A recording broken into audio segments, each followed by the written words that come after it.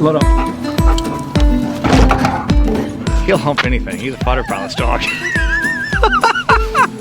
Excuse me while I shit talk your beautiful plane. It's okay. Hey, I'm with Kyle from Bushliner, and I'm also with Larry from Backcountry 182. And Larry just bought this beautiful Cessna, and he's brought it in today to have Kyle take a look at it and do an assessment on it. Okay, a little more context before we get going. Doing a professional pre-purchase inspection on an airplane is an important step in ensuring you're armed with as much data as possible entering into a big investment. But for whatever reason, that's not always practical.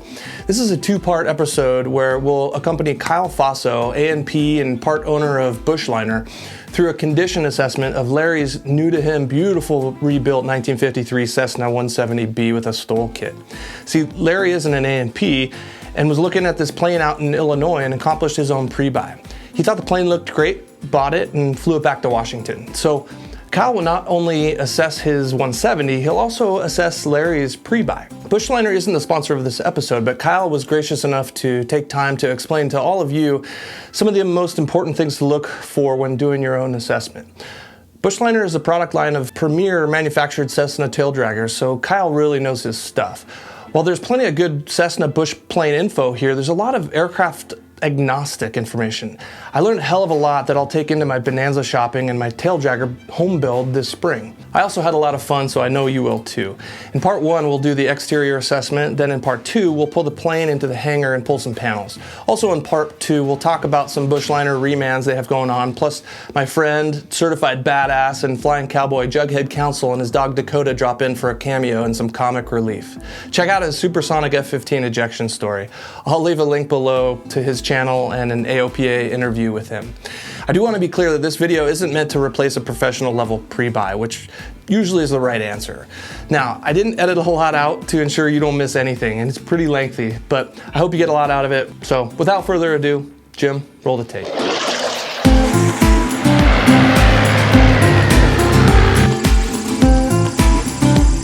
I was able to drop the price substantially to 130. What did he want originally? 159. You gonna change your YouTube name, Backcountry 170? It's going to be Backcountry 182/170.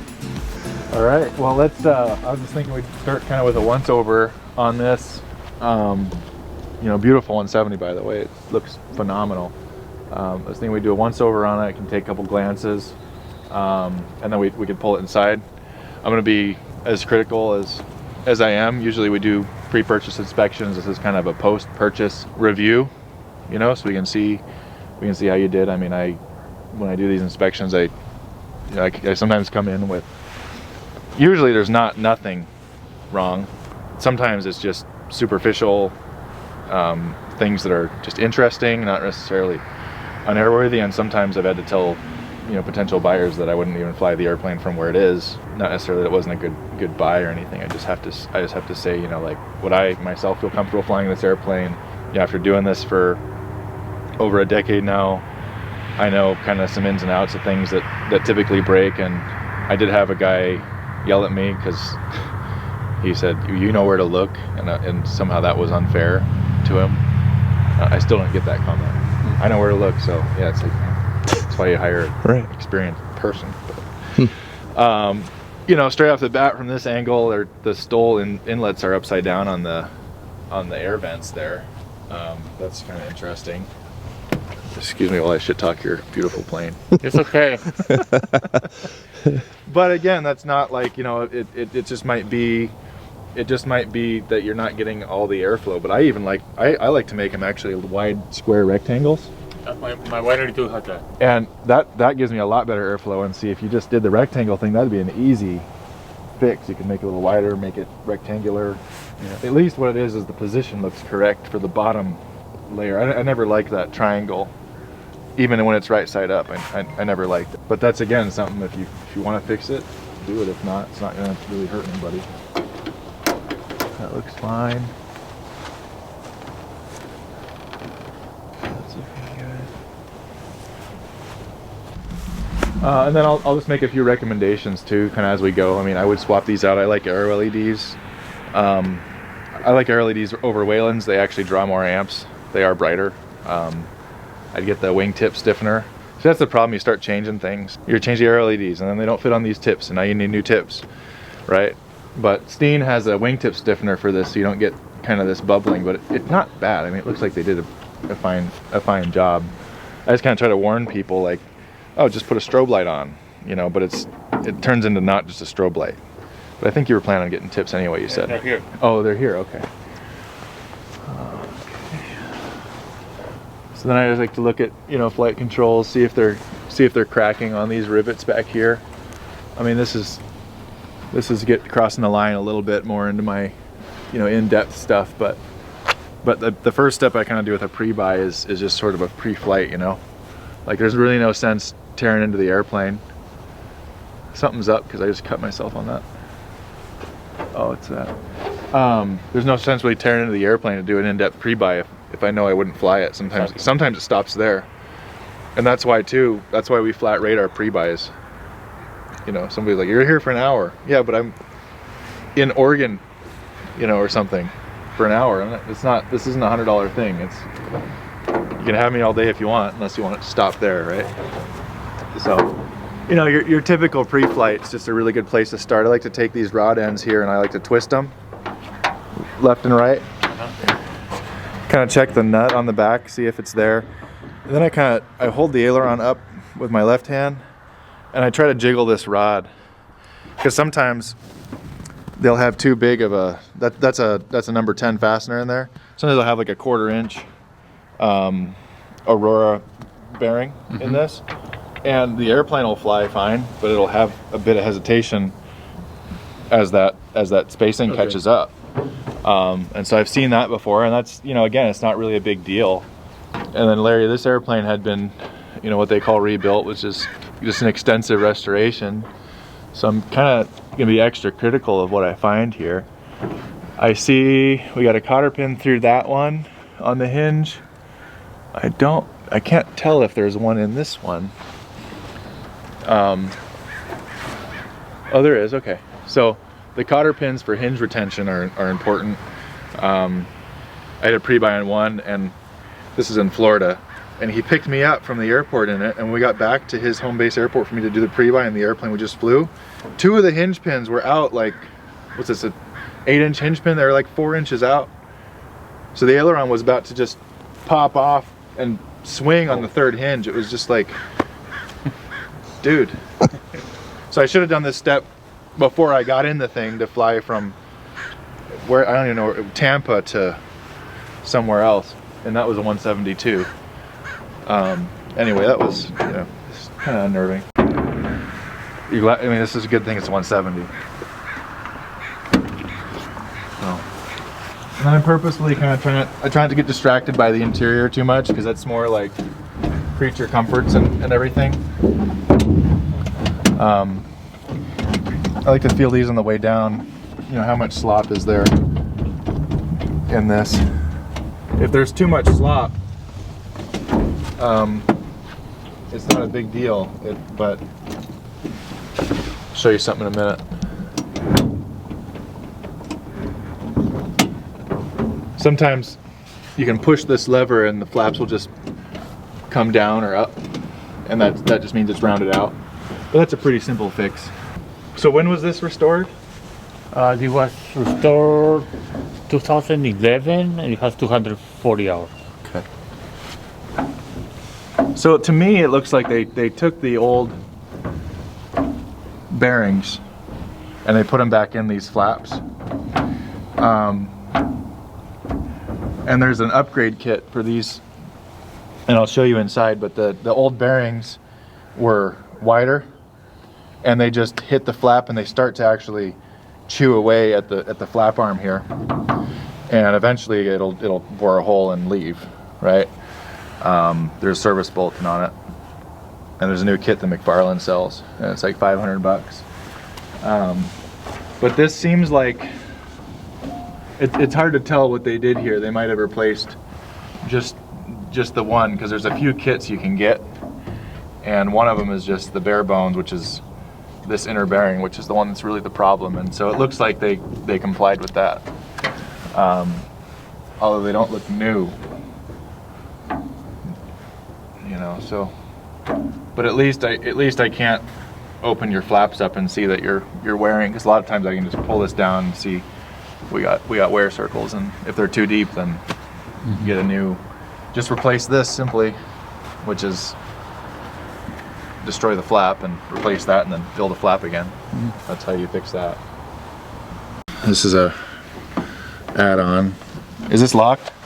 No. One of the things I don't like about this particular style of baggage door, and I'll show you a better one inside, is that you can't actually tell if this is locked or not. Yeah. And somebody in the past didn't know, and that's why this is bent. Is because all there's in there is a little cam and spring, and this is about where it locks. So if you can't push it beyond that, it locks, but if you try to push it harder, you'll bend it. And so that's why I had to ask, is it locked or not? And somebody bent it, well now it's, well maybe not, now it's okay. Okay, this is an old style door seal.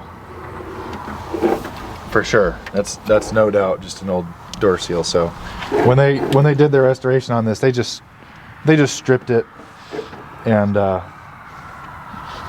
didn't even buy or replace a door seal. That's kind of disappointing, honestly, but it'll fly. So,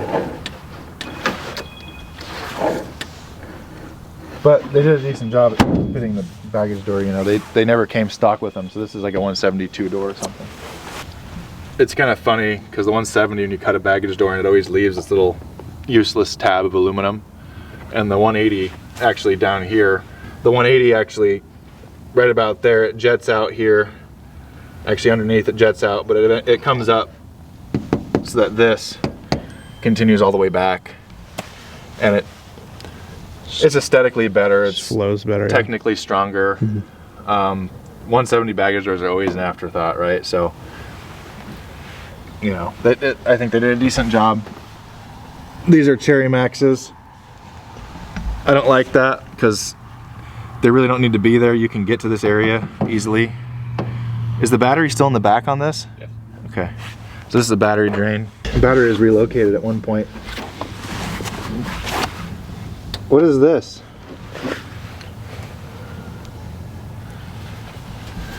That looks like shit. That's a weird rivet is what that is. You can see the hole. This step broke at one point, so they welded that there. That gusset, which makes it stronger. These steps leave a lot to be desired. This rivet's smoking here. So here's a smoking rivet.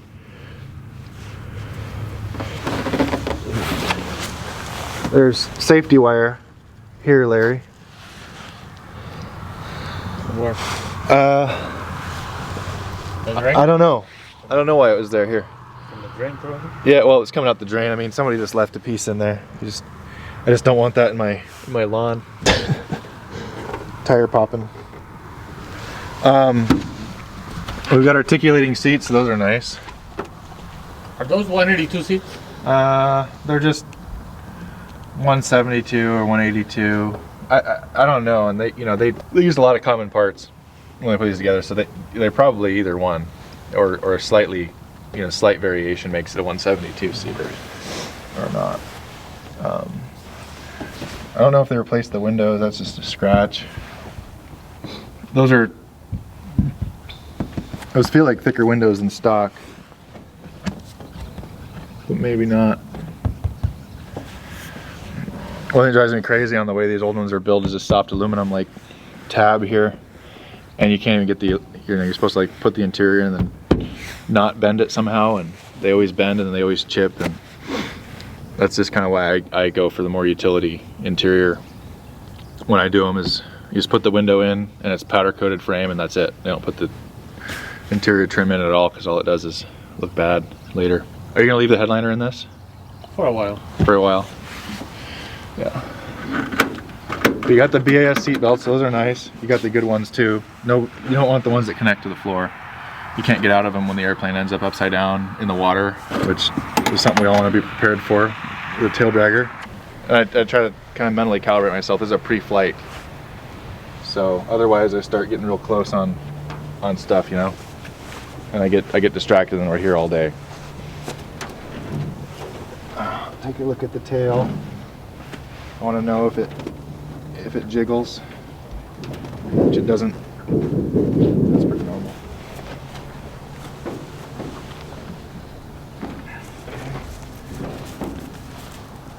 There's a patch in this elevator on the bottom. That's not a problem.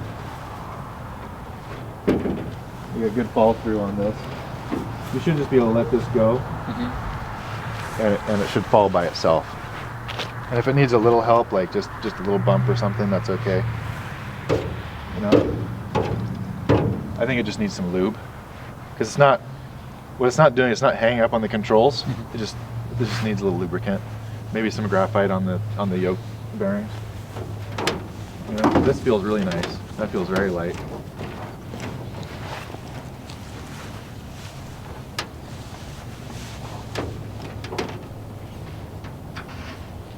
So I've seen these before in the rudder, where people think that this is the bolt's gonna move, and so they like don't tighten it all the way, but it's not supposed to move. So you're supposed to have that tight, and that looks good.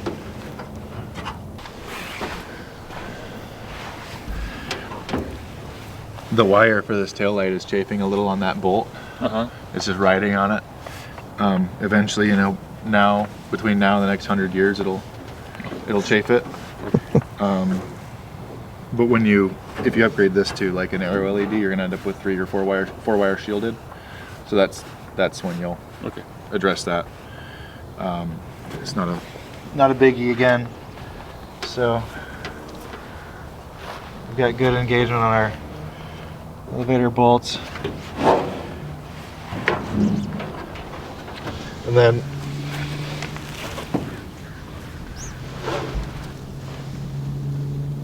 see this tail spring here?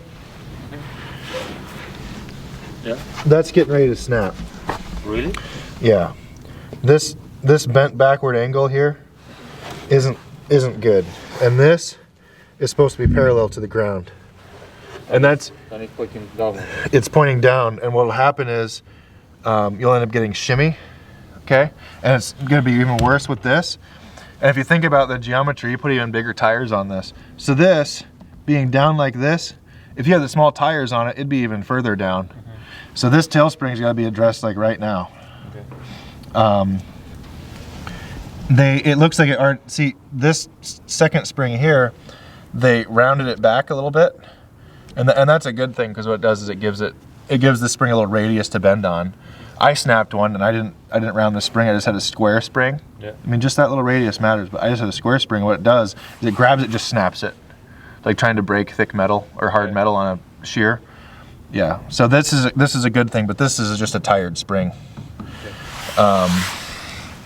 So I wouldn't do anything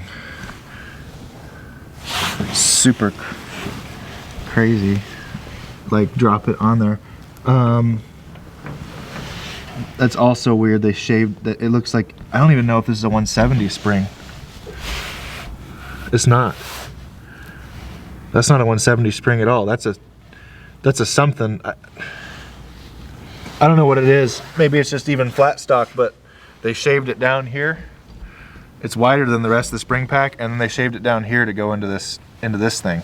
Yeah. And I don't know what this blue strip is. I don't know what that piece of metal is. It doesn't look like it's anything bad, but it's just not supposed to be there. It could be deserving of a place to be there, and it's just a minor change or a beef up. I'm like, it's not illegal or anything. Okay. And if this spring's an owner produced part, it's probably okay to do it. But it looks like a tired. If it were a 170 spring, I'd say it's tired. I don't know what it is.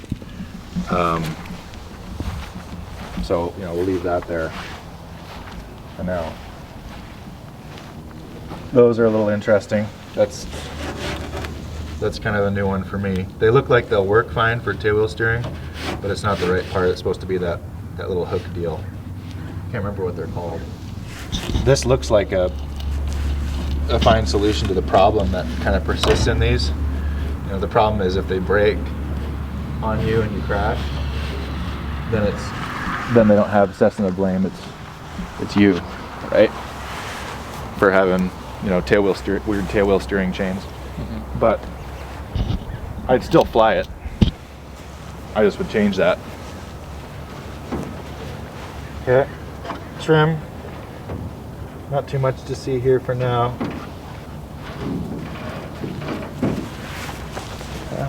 Oops. Falling over. This elevator does not have a patch on it. I can check our bolts again for threads. See a lot of these that don't have any threads in them because people think they move because they're on a, you know, they're on a bearing, and there's a bushing in there on the bearing, and people don't tighten the freaking bolts down, and then guess what? They loosen up. Stuff falls off. Trim's another one. It's good. Okay. And then sometimes you just do a sanity check even, and just, you know, just push on that, make sure it's not being, you know, wiggly. And it's an aluminum airplane, right? So heat expansion has a little bit to do with things like oil canning and stuff. Like this side's colder than this side right now. And you can actually tell, you can feel it where it's, the metal's expanding on the sunny side. But you know, if you push this and you're actually getting movement, not just a little oil canning, because that's thousands of movement for oil canning, but real movement, that's a bad thing. But this seems, from a pre-fight standpoint, this seems okay for now. There's a patch there, that's fine. There's an old, you know, VOR antenna there. So oil canning is just difference in. Well, it can be difference in temp. I mean, it can be where a skin was too big. Okay. But like, you know, this kind of thing, this is fine. It's a 170. They're built light. You know, there's only a single brake on this instead of a double box brake like a 180 has. So this is kind of to be expected. You know, this side, it's just interesting because this side's the cold side, so it should be tighter. Until that airplane's actually kind of all the same temperature, that you can't judge it too hard, especially being that you push it out in the dark, and then now we're just now getting any warmth from the sun. So I'm not like, there's even if this was the way the airplane is, it's not anything to like worry about. It's an aluminum airplane. It's basically fabric until you put it under load. So, but you do want to just kind of check things. You know, if there's rivets or smoking and stuff, then you got a sign that the things aren't going well. Left and right feels good. Forward and aft feels good. You're wearing a little here. It looks like they put these are little nylon wear plugs. So they've already got 2 of them in there. The newer Cessnas have them all the way down. You could use 2 more.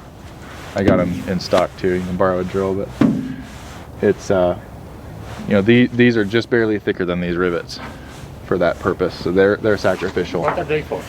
These wear on the bottom of this, so that the rivets aren't wearing on the bottom of this. All right. Because these are structural. This is just nylon plug. Yeah. You drill a hole, put it in, and that's all there is to I that. should put a couple on that mark there. Yeah, I mean, I have them on the 170. I just drilled them up every, you know. That's a weird spacing there. That's, you know, should be there and kind of there and then there. But I mean, you know, you just put a couple in where you need them. There's a patch in this flap. You know, so this is kind of where, this is kind of one of those situations where I'm starting to suspect, you know, somebody says they rebuilt it, and then since rebuilt isn't actually a term with the definition, you know, in the FAA for like any sort of maintenance, it's okay, you rebuilt it, but like how far did you go? And so what I think is this is kind of a case where they took everything apart and then painted it all separate, and then spent a lot of time on the fuselage, and they just put all the wings and flight controls back on. There's a patch in the elevator, there's a patch here, you know, there's a smoking rivet here. It doesn't have that trailing edge bulb that I like, you're gonna want when you drag this thing in. Especially with the big engine, you can drag this thing behind the power curve. So what's the 3 rivets? You're gonna have 3 rivets, 1, 2, 3. Yeah. And then the trailing edge bulb, it's like a razor edge now. It used to be a bulb, look at the hole in it, but now it's a little razor edge from McFarlane. And it goes across this, and when you See, these skins are coming together at an angle, Yeah. and then you rivet them and they're smushing it. And that other bulb is a wedge shape inside, so they come together and there's a little trailing edge. Not bulb anymore. Is it rubber? No, it's aluminum. So you rivet through it and it just stiffens. I mean, like that flex that I can do right here, you can't do that. It's strong as steel, or as strong as you can get. It creates a box out of this flap instead of just squishing two skins together. You have it in any of the planes there? Yeah, it's probably on that one. So I take a look. I could show you. And I got it on mine. So, you know, that's where I think that, yeah, see, they didn't do the flight controls in 2011. They just completely refurbished it, which is fair and fine. It just gives you, you know, a new airplane impression, and then you have old airplane maintenance still, kind of. So again, with the ailerons, check them out. Feels good. Cotter pins. Nuts with threads in them. 2 cotter pins. A lot of times they'll hit the tips on these, but this is looking good. See this happen a lot. Okay, wingtip. Again with the old strobes, but that's not a problem. Cessna was pretty lazy with these skin laps when they built these. You know, if we were doing it, we wouldn't get away with edge distance like that. The rivet, you know, 1.5 of the diameter of the rivet. So if that's it's not an 1/8 inch, but easy numbers. If it was an 1/8 inch, you'd want 3/16 edge distance between the hole and the edge. This is more like A/16. I mean, that one might be barely passable. That one's not passable. You shouldn't have you shouldn't be able to feel the head of the rivet and the seam on the same line. And then they, you know, this one was built too short, and they just didn't trim this leading edge at all, you know, and left it there. So I know that, you know, one kind of clue is, you know, that no owner who's proud of their stuff or mechanic is lazy enough to leave a skin lap like that. That means it's factory. So these are factory wings almost for sure. Like basically Cessna's the laziest you're gonna get. So yeah, but it looks like you did a decent job putting on the STOL kit. I feel like they've done this before because they rolled that leading edge like a lot of people don't. You know, they might have been the first one they did because they didn't lap these perfectly, but I'm pretty critical on the STOL kit thing. I mean, you know, it's not a big deal. You gonna get rid of these? I like those door stewards. There's nothing wrong with them except for that you're gonna, you know, keep opening this hole up in your door, and eventually they just don't work. I like to patch these and make them go away and take these things off. And to me, they're a hazard if you don't have huge tires. What are these, 31s? Yeah. If you don't have huge tires on, you can hit your head on these. Oh, there's a screw coming out right here on this fairing. So you just want to tighten that before you leave. Okay. Larry? Yep. I'm wondering what's going on with this door and why it's not. Oh, so you have doors. You have door stewards. Yeah. But you also had that. No, don't need that anymore. No, you don't need that thing. Get rid of that. That thing's pointless. That thing's just stopping your door from opening. Is that the screws or? Oh, just 4 screws and it's I would gone. take it out. Yeah. Yeah. These are old door seals too. I'd get the new ones. They are the air. They're the what? They have air seals. You call them? They're air seals? Yeah. What do you mean air seals? You know those? Are they pneumatic? Yeah, pneumatic. Oh, really? I haven't seen The those. inflatable seals. I haven't seen those on 170 before. How do you actuate those? There is a. Yeah. This one on and this. Oh, wow. The hand pump or something? No, it's a switch. Yeah, there's some with hand pumps too. Yeah. I've heard of them. I've just never seen them on a 170.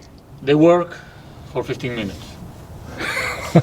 then deflate. So I guess they have a hole or something. Okay, so you might actually, yeah, you might just want to do the regular, you know, because we've got better material now in 2020 in this decade.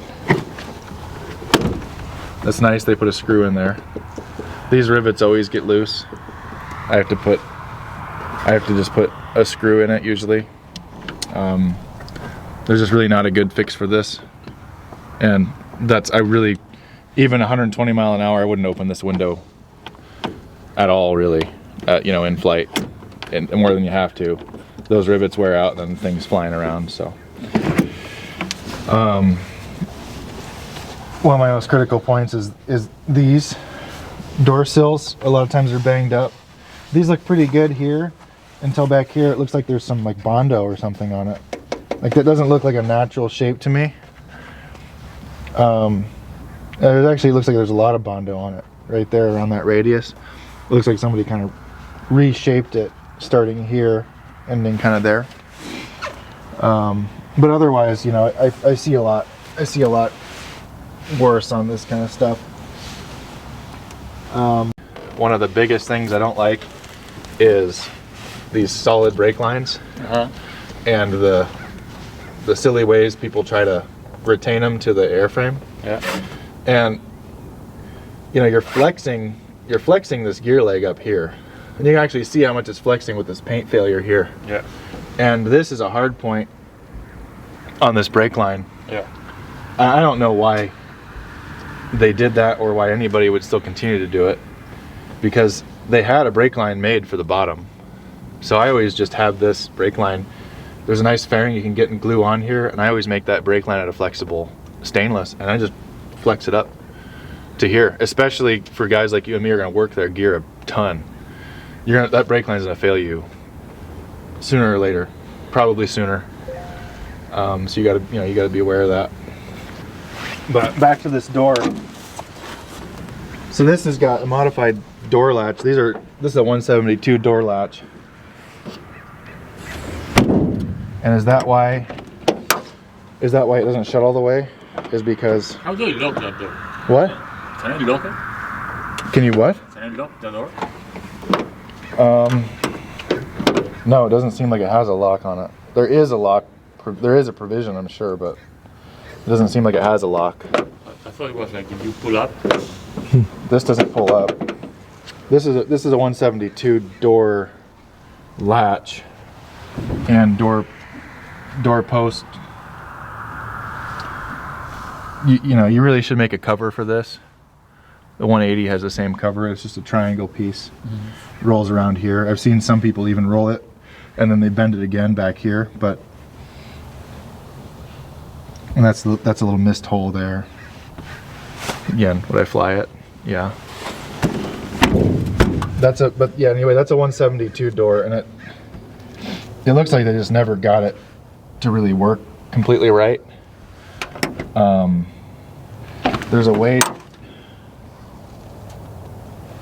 to adjust this more in. Okay, so it'll be more flush. So you might be able to suck it in more here, but then the door is just not.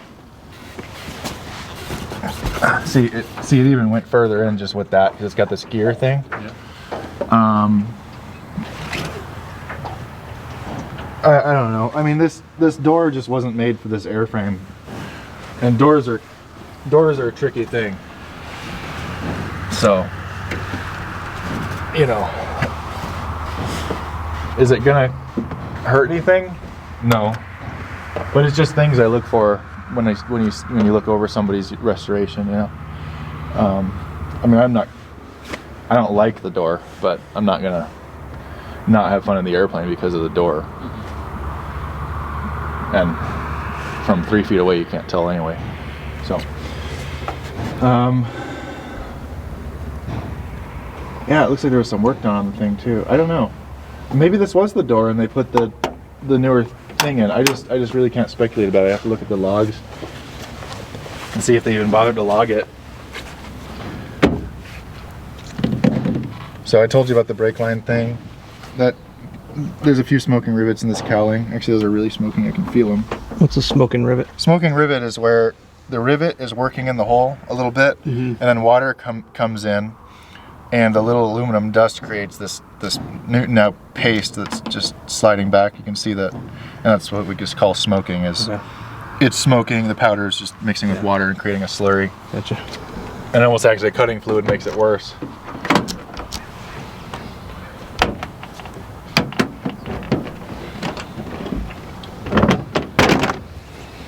Okay. What is this engine? All 316 So Titan? cylinders of Titan. Okay. Nice baffles, for sure. And you getting good cabin heat and cabin air out of it? I mean, the engine looks clean. The engine looks real clean. What conversion is this? Huh? What engine conversion is it? Okay. Or Oh yeah, that's right. No, it does have one. It should have one. yeah, fuel pump.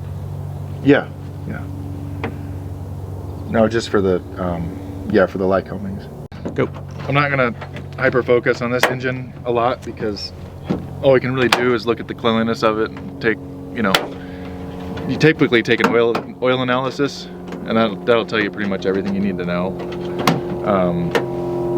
Sometimes even compressions are,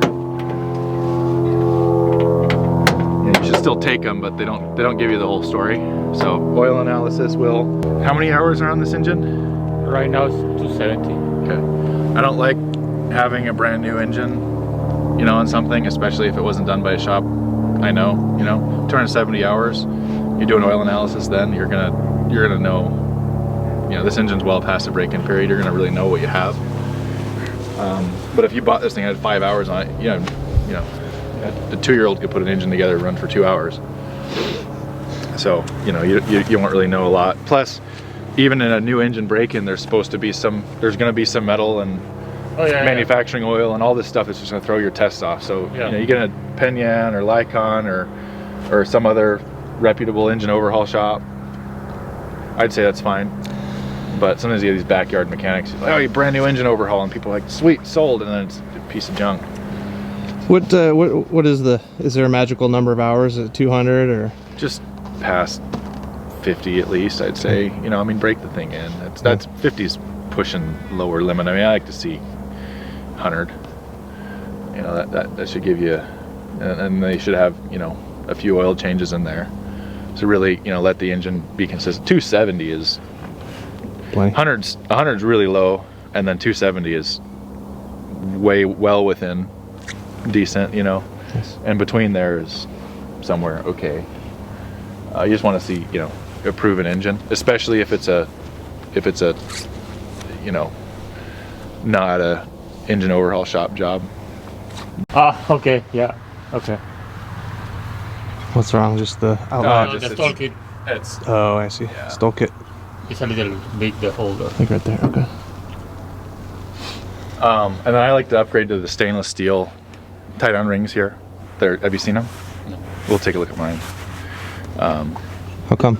They're bigger, better. They're chrome. They're cool.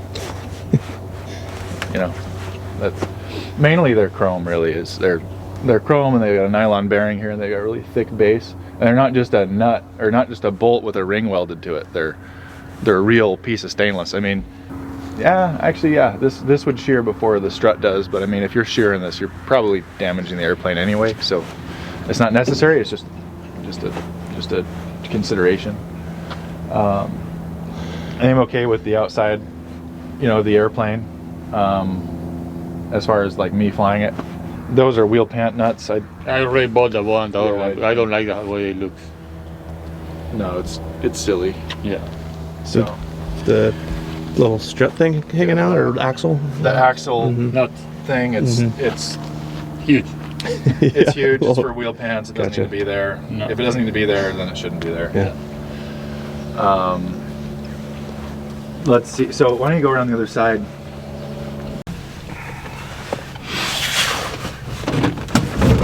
Okay. So look right here. So this is usually a rivet with 2 washers on it, and it's to retain, if you zoom in on this, it's to retain, it's the hinge point to this guy, and this guy snaps into that. It snaps into these settings here, and that's your flap. That's your flap setting, 10, 20, 30, 40. But what it looks like to me is You have 20, 30, 40. I'm able to turn this. Sure. And I don't particularly like that. I would rather have that rivet in there that's secure, because if this nut backs off, you're gonna lose this, and your flaps are just gonna do, you know, kind of whatever they feel like doing. You know, so I would like to see that replaced back to the way it's supposed to be. You only have 20, 30, 40? Yeah. Well, you need 10. Yeah, there's 20. No 10. The 10 would be there. 10 is my favorite flap setting. I think actually you can, because it's in the 170 parts book. For a superseded part number has the 10 flap. So you can take this old one out, put a fresh one in that's got the 10 flap, and you should be good to go. That's up to the installing party though. It depends on how critical they want to be. 53 didn't have 10 flap, 55 did. It's the same airplane, same engine, same type certificate. I would say it's fine. But you know, that's up to the IA who signs it off, if it's not me. So this seems a little wiggly. We'll take a look at that when we get her inside. Some of the plastic yokes had, I don't think the style of them did, but I know the 182 had a plastic yoke and it'd snap off on you. And yeah, there's an AD on it. Yeah. The controls feel really nice though on this. Very, very light. So I think they did a good job on this too with this panel. I mean, we can actually have this made, Larry, as a lighted overlay for this, if you want. What is a lighted overlay? It's like the words, but they light up. Oh, with lights? Yeah, we can, fiber optic. Or we can get a label made. I mean, what I think they did is a good job on this placement, because a lot of times the original 170, this was a mess. I mean, the throttle was like here and the mixture was on top of it. And then a lot of times they just stab in the prop control kind of wherever it'll fit. This seems to make sense to me a lot. You know, we're not hitting, I've seen this where it's hitting if the mixture's out, but they're like, oh, if you're flying, the mixture's gonna be in. It's like, well, yeah, but no, you know, engine out stuff, fires, I mean, it's gonna be out, you know, and you gotta be able to land the plane, nose forward, right? So I do like what they did here, it looks good. These are the old type of circuit breakers. I don't know why they'd restore the whole airplane and not replace the circuit breakers. Those look old to me. But I mean, otherwise it looks like they put some effort into this. This could be argued that it's not in clear view of the pilot, but the airplane's only 30 something inches wide anyway, so you know, it's probably fine. That one keeps opening up. Like when I start the engine, it's open. It opens. Yeah. That mine might be. So I have when I build glove boxes, I have, oh, this is magnetic here. When I build glove boxes, I put springs in this. I take some of these loops out and I put springs in, and then it'll at least help it. It'll encourage it to be closed more than right now it wants to be open, or at least make it, you know, kind of neutral gravity wise. Yeah, that's a lot.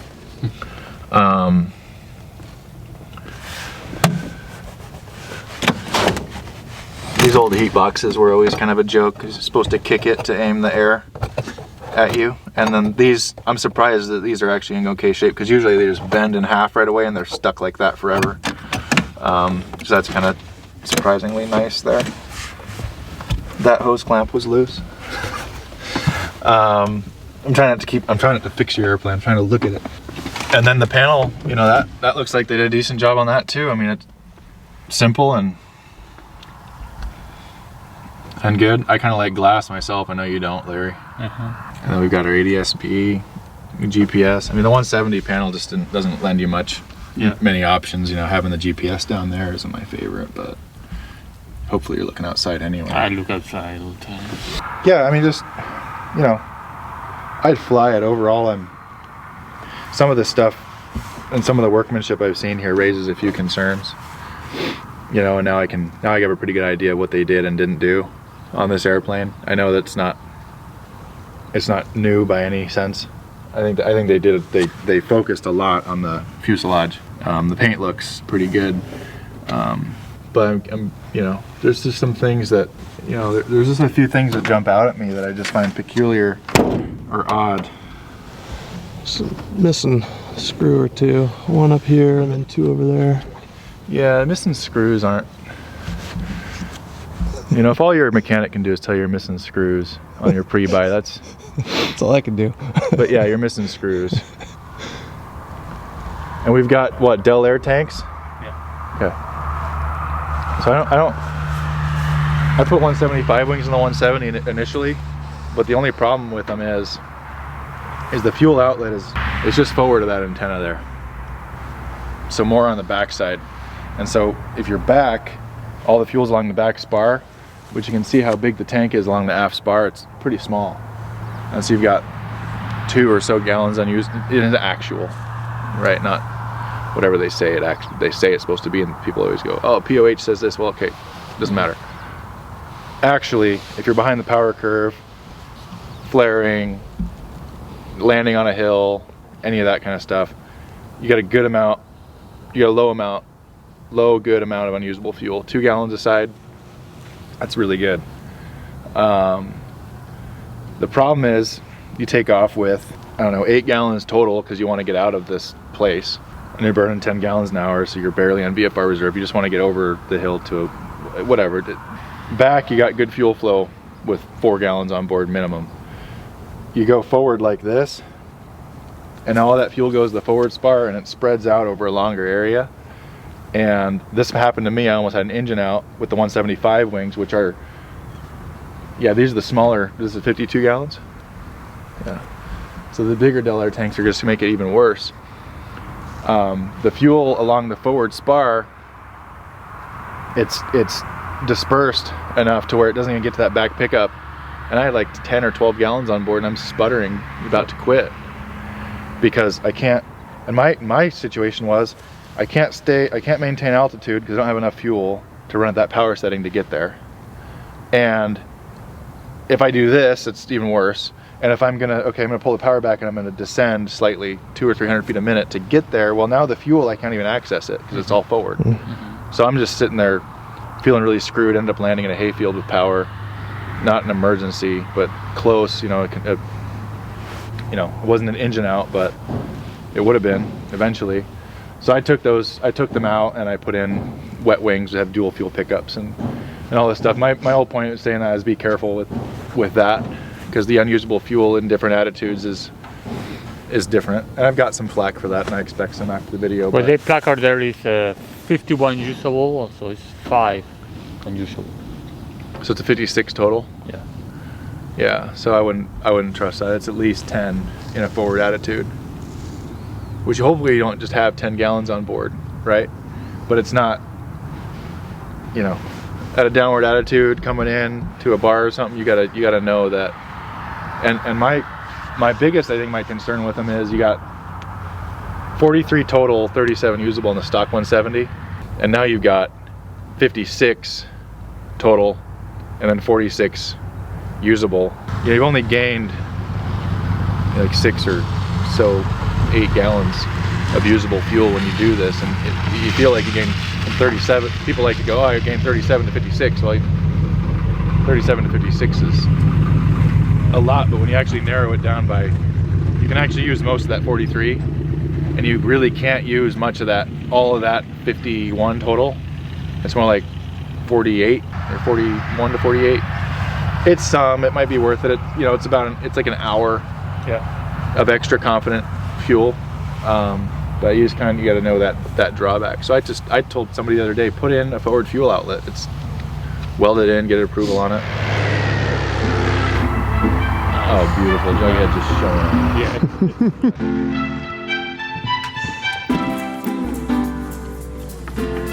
Yeah. Reunion. I don't know if I've seen you since Alaska or Flying Eagles. I saw his name on a briefing board. This is property of Jughead.